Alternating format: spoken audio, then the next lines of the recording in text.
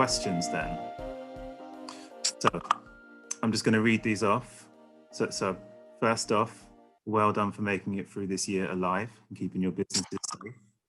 And the question is, how have you stayed sane and healthy mental health-wise? For me, it's been a challenge. It's been really difficult, to be honest. The way I've done it is kind of just, I've been focusing on the business, how I can improve my business. You know, if I keep my mind on, you know, how I can improve, then, you know, I kind of like everything else goes by the wayside, because I'm really focused on my business anyway. You know, I always have been to a fault at some times, but yeah, I just really just been focusing on my business and how I can improve, how I can get better. You know, that's kind of how I've kept myself sane. You know, yeah.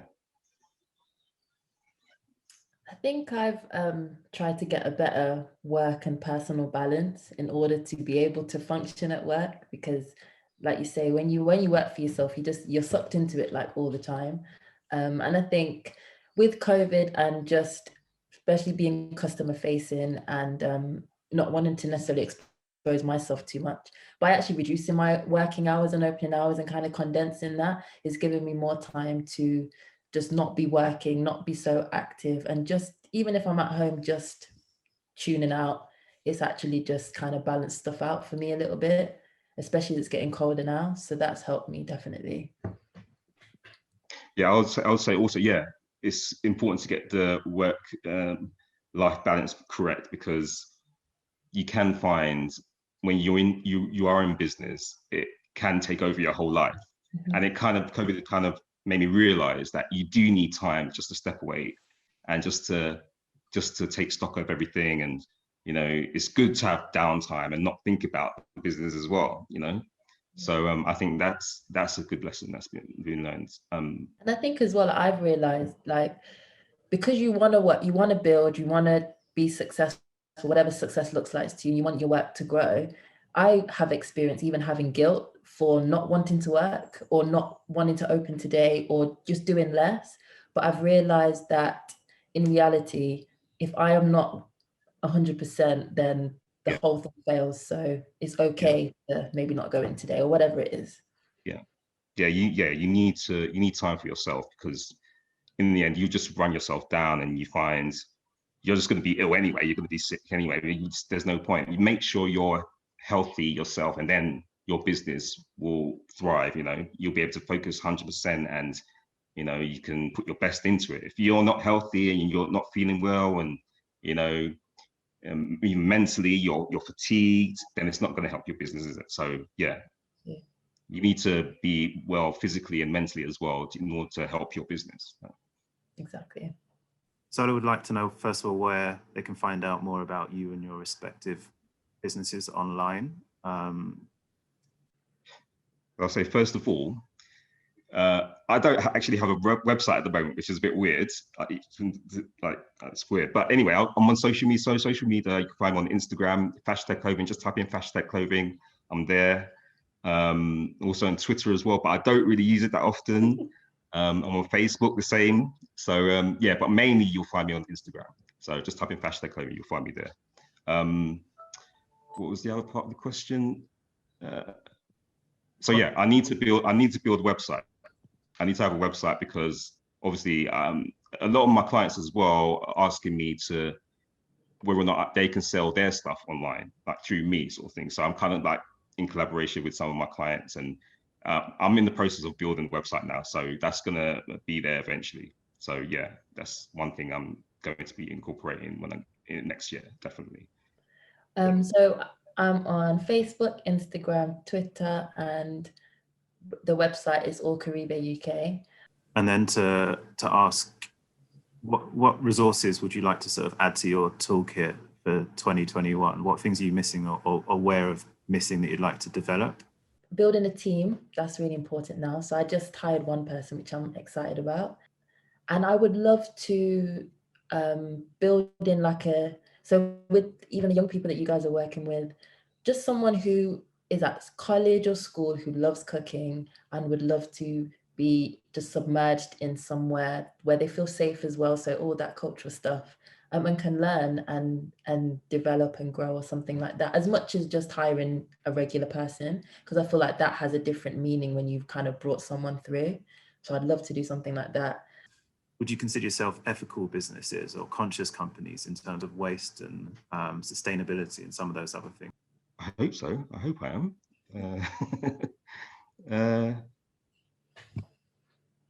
Yeah, I'm not sure how to answer that, but I hope I am. In terms of sustainability, I try and get everything I can in Brixton Market, ideally, even though it's getting kind of expensive. And a lot of the packaging we use is like bamboo or recyclable, and that's for takeaway. And if not, people are eating in, so it's washed. So that's the main sustainability things that we do. I've got a question here from Akil. He asks, what practical recommendation would you make to businesses who have been hit hard so they can think about that first step, getting back up? It's a hard one because I think everyone's in a different situation, you know. I think it's just it's important to connect with as many people as you can, you know, through social media, and try and make as many people as you can aware of your business and what you do.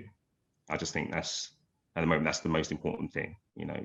Just if you're starting from the beginning, you need to make as many people aware of what you do, because people don't know you exist unless you tell them, basically. So you need to let as many people know about what you do as possible, basically. So that's one practical thing, I guess.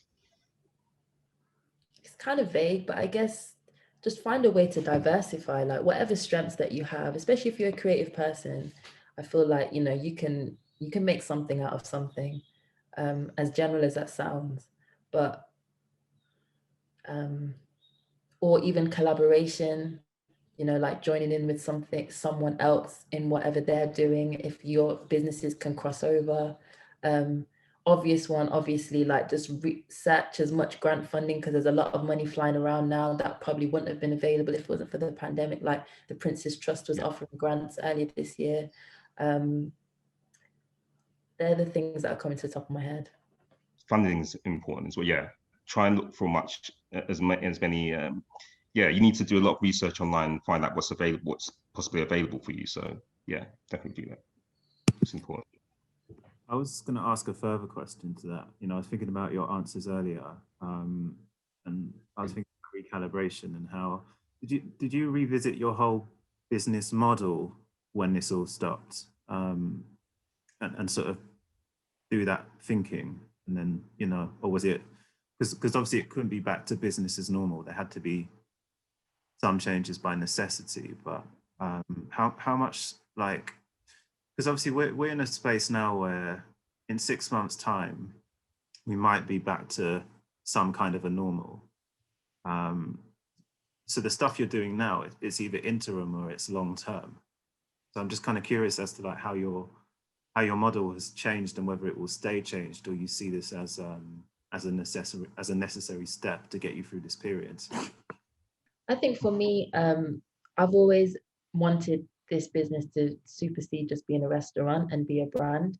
And, you know, we see it in so many food spaces that they can have food products in supermarkets or whatever. So that's always been something for me. I just think this time has like almost pushed that to the fore and made it a necessity now. So I've realized that because we could potentially lock down again after Christmas, who knows? And that may be the way of life until, again, normality kind of finds itself with us again. So for me, it was developing this business as having an online presence, and that looks like having food products or restaurant kits or whatever that is, so people can still access this experience of Caribe, even though they can't come into the space.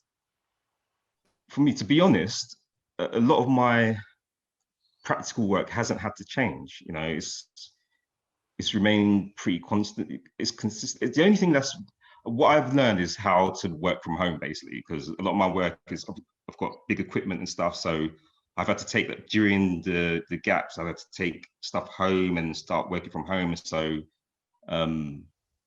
yeah, that's the only route. obviously I need to have more of an online presence as well, but the main thing for me is just being able to do a lot of my work from home, because I've had to. There's been no other choice. But my studio's shut down, so I still had work coming in, so I had to do it. So I just had to find a way, figure out a way I can do all this stuff that I normally do in the studio from home. It's been difficult, but I've managed to find a way to do it. So sounds like you, and I might be, my interpretation is you both had to look at how do you still get to your customers. I think for Wayne, for you, maybe it was somewhat more practical because you just need to work in a different way. Whereas Keisha, you were figuring out, okay, like how do I, without the shop front, how do I get out there, and then what is my, what's my brand, what are the values I'm trying to communicate, and how do I build this beyond the dependency on a physical space, which is, I think, is a really healthy way to look at your business if you're thinking longer term and less temporary.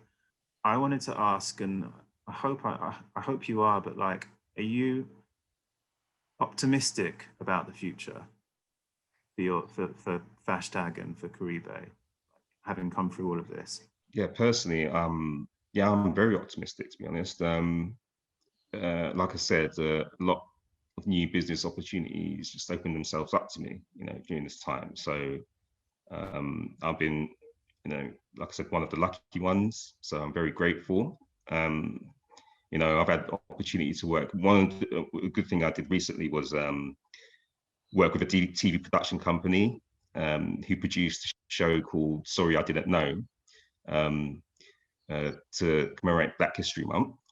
And I did some face masks for them, and just things like that, is just really, I've just been really thankful for. So I see a lot of opportunities also in the future as well. So I'm really hopeful, and I'm really positive, to be honest. So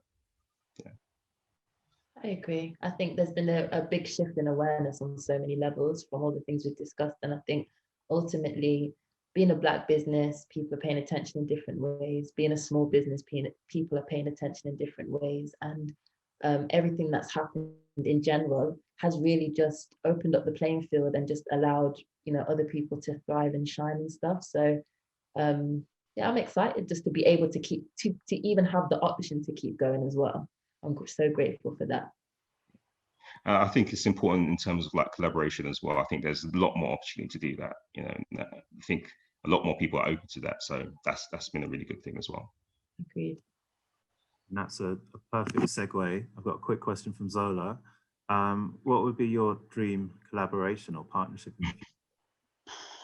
I just want to help as many other businesses,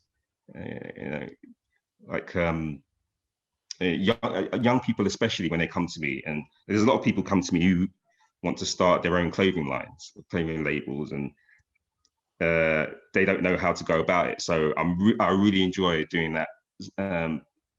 That side of my business is really kind of rewarding. So, when young people come to me and say, "Oh, can you help me out? Print a few T-shirts for me. Can you help me with design a logo and stuff like that?"